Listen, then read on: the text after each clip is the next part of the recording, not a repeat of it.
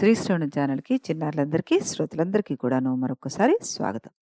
నిన్నటి ఎపిసోడ్‌లో మనం రామరావణ యుద్ధంలో రావణాసురుడిని రాముడు సంహరించాడు అన్న విషయం తెలుసుకున్నాం. ఇప్పుడు విభీషణుడి చేత దహన సంస్కారాలన్నింటినీ జరిపించాట రాముడు. తదనంతరం లక్ష్మణుడి చేత విభీషణుడికి పట్టాభిషేకం నిర్వర్తింపచేసి, ఆ తర్వాత హనుమంతుడితోటి "హనుమా, నువ్వు విభీషణ ప్రభువుల అనుమతి తీసుకొని సీతాదేవి క్షేమం తెలుసుకుని రా" అని చెప్పాట. అప్పుడు హనుమ అశోకవనానికి వెళ్ళి రాముని కుశలవార్త చెప్పి, "అమ్మా, ఇప్పుడు నువ్వు స్వగృహంలో ఉన్నట్లుగానే భావించు" అన్నాడు హనుమంతుడు. ఆ తర్వాత అంతటి శుభవార్తను తీసుకొచ్చిన హనుమంతుడిని చూసిన సీతాదేవి ఆయనతోటి, "నిన్ను ఏమని ప్రశంసించాలో నాకు తెలియట్లేదు హనుమా" అంటూ అందుట. అప్పుడు హనుమ, "అమ్మ, మీకు సంతోషం కలిగించడం కంటే నేను కోరేది ఏమీ లేదు" అంటూ విన్నవించి, తిరిగి హనుమంతుడు రాముడికి సీతా సందేశం వినిపించగా, ఆ తర్వాత రాముడు ఆదేశానుసారం విభీషణుడు అశోకవనం నుండి సీతమ్మను తీసుకొచ్చి రాముడికి అప్పగించాడు. సీతారామ లక్ష్మణులు అయోధ్య నగరానికి వెళ్ళడానికి విభీషణుడు పుష్పక విమానం ఏర్పాటు చేయగా, సీతారామ లక్ష్మణులతో పాటు వానర వీరులు, రాక్షస వీరులు అందరూ దాన్ని అధిరోహించారట. ఆ పుష్పక విమానము భరద్వాజ ఆశ్రమం వద్ద దింపి, భరద్వాజ మహర్షి, రాముడు ఇరువురు ఒకళ్ళనొకళ్ళు కుశల ప్రశ్నలు కావించుకున్న తర్వాత రాముడు హనుమతోటి, "హనుమ, నువ్వు ఈ క్షణమే బయలుదేరి వెళ్ళి శృంగిబేరపురంలో ఉన్న గుహుణ్ణి కలిసి నా క్షేమ వార్త చెప్పి, అయోధ్య చేరి నా క్షేమాన్ని నివేదించి, సీతాపహరణం మొదలు రావణ సంహారం వరకు జరిగిన విషయాలన్నీ భరతుడికి నివేదిస్తూ, ఆ సమయంలో భరతుడి మనస్సు ఎలా ఉందో అతని ఆకారాన్ని బట్టి గ్రహించి రావాలి" అంటూ మళ్ళీ ఇక్కడ మరొక మారు దూతగా అతన్ని పంపేశాడు రామయ్య.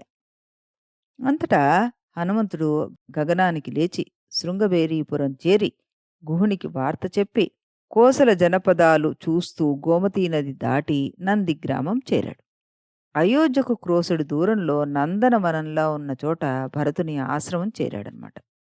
కృష్ణాజీనధారి అయి ఉపవాస కృషీభూత దేహుడై ఉన్న భరతుణ్ణి చూడగానే హనుమంతునికి ఆయన హృదయం ఇట్టే అర్థమైపోయింది. ఆయనతో పాటు చతురంగ బలాల అధిపతులున్న కాషాయాంబరాలతోనే ఉన్నాడాయన. మనోహర ప్రశాంత వాతావరణంలో ధర్మస్వరూపంలాగా ఉన్న ఆ భరతుణ్ణి సమీపించి, "మహాత్మా, మీ అన్నగారు రామభద్రులు మీ కుశలం అడిగి రమ్మని నన్ను పంపారు. త్వరలో వారు రానున్నారు" అన్నట్ట.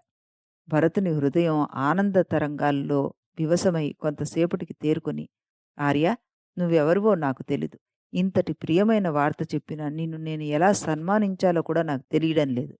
మా అన్నగారికి వానరులతోటి సమాగమం ఎలా జరిగింది?" అంటూ ఎన్నో ప్రశ్నలు వేసేశాట. హనుమంతుడు మొత్తం వృత్తాంతం అంతా ఆయనకి వివరించాడు.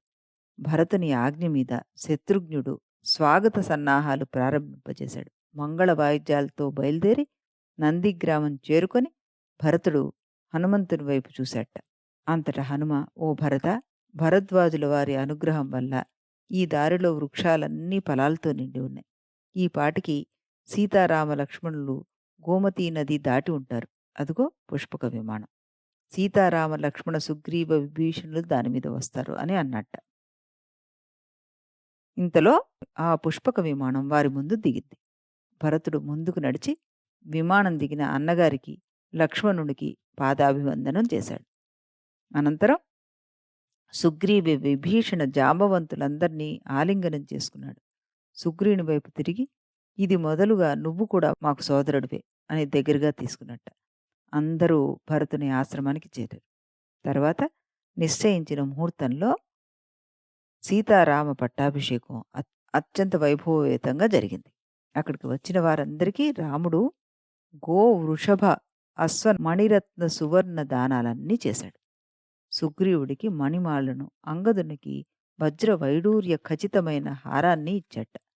శ్రీరామ పట్టాభిషేక సమయంలో దేవేంద్రుడు కానుకగా పంపిన వస్త్రాలను, రత్న మణిమయ కాంచన మాలను శ్రీరాముడు సీతమ్మకిచ్చి, "నీ మనస్సుకు మహదానందము కలిగించిన వానికి నువ్వే ఇది స్వయంగా సమర్పించు" అన్నట్ట. అంతటా సీతాదేవి ఆ హారాన్ని ఆంజనేయుడికిచ్చిందిట. ఇలా సీతారాముల అనుగ్రహానికి పాత్రుడై వారి నుండి సత్కారాన్ని పొందిన మహానుభావుడు ఆంజనేయ స్వామి. భవిష్యత్తు కాలంలో ఆయన బ్రహ్మ పదవి పొంది సృష్టికర్త అవుతాడు. హనుమంతుడు మహద్భాగ్యంగా దాన్ని ధరించాట. ఆ తరువాత శ్రీరాముడు హనుమను తన అంకపీఠంపై కూర్చుండబెట్టుకొని స్వయంగా అలంకరించాడు. ఏదైనా వరం కోరుకోమన్నట్ట. అప్పుడు ఆయన ఒకటే ఒక వరం కోరాడు. ఏమిటది? నీ మీద నాకు తరగని భక్తి ఉండేట్టుగా అనుగ్రహించు స్వామి అంటూ కోరాట.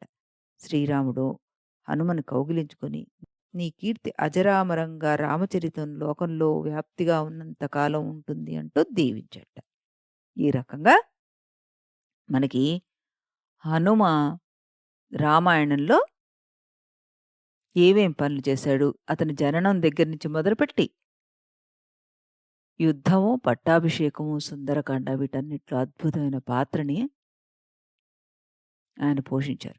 అలాంటి హనుమ మనకి మహాభారతంలో ఏ రకంగా కనబడతాడు అన్నది రేపటి ఎపిసోడ్‌లో చెప్పుకుందాం మనం. అంతవరకు సెలవు.